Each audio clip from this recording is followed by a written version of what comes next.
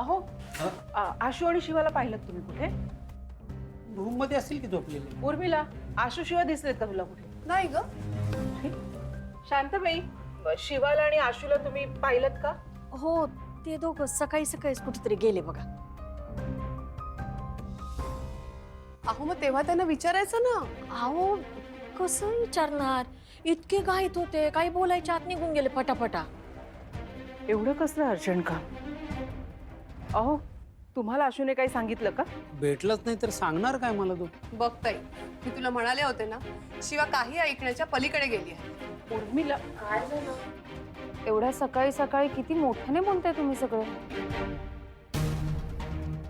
अहो ताई, आशू दादा आणि शिवा कुठेतरी गेले सकाळ सकाळ, त्याच्यावरनं चाललंय. काय सांगताय? कीर्ती, यात हसण्यासारखं काही नाहीये.